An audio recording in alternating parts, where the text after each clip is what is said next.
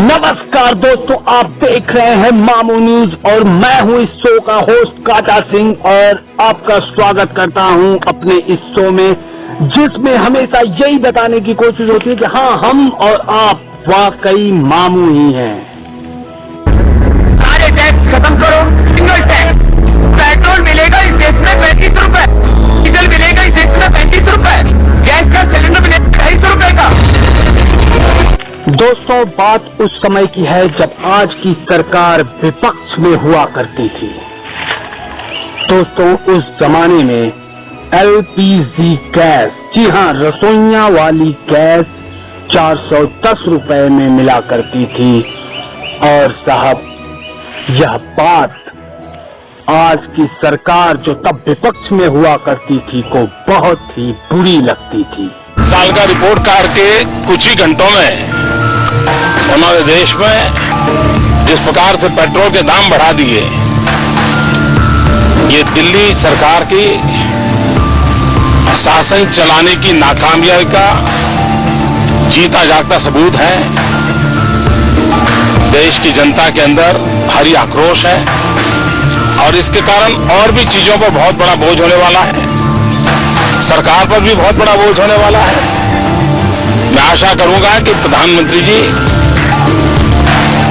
देश की स्थिति को गंभीरता से ले और पेट्रोल के दाम बढ़ाए हैं उसको वापस करें। जी हाँ, और उसी जमाने की बात है जब सरकार, आज की सरकार विपक्ष में हुआ करती थी।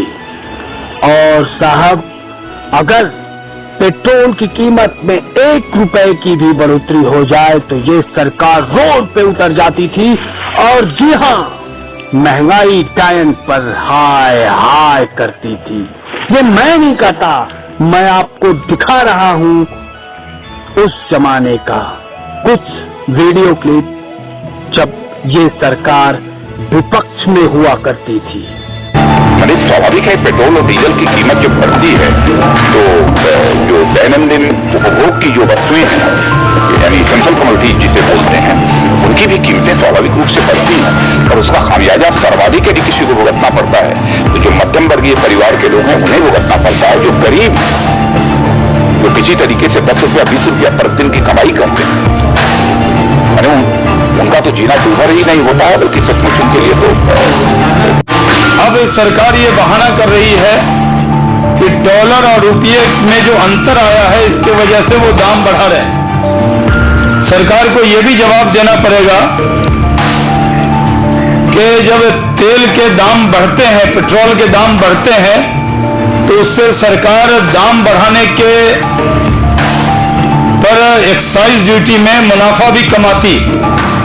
तो दाम बढ़ाने की आड़ में आम आदमी पर जिस तरह का बोझ सरकार डाल रही है, इस सरकार को कोई नैतिक अधिकार नहीं है आम आदमी की बात करने की। पूंजी घोटाला हो, कॉमनवेल्थ गेम्स का घोटाला हो, कोयला घोटाला हो, उस देश में घोटालों के माध्यम से कांग्रेस और यूपीए के सहायक दलों के जो नेतृत्व ने पैसा गबन किया है, वही पैसा अगर देश में आम इंसान के ऊपर खर्चा किया जाता तो इस प्रकार की बढ़ती महंगाई का जो प्रकोप है वो साधारण महिला को और परिवारों को झेलने की जरूरत नहीं पड़ती।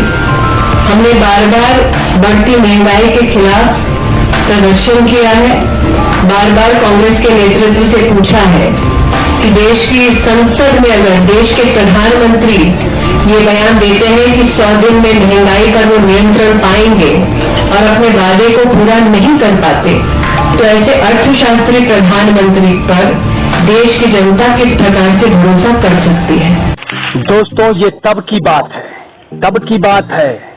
आज जमाना बदल गया है, आज विपक्ष सरकार है। दोस्तों, बात इस महंगाई पर की जाए तो आपको यहाँ की सैटेलाइट मीडिया चैनल नहीं करने वाले। क्यों?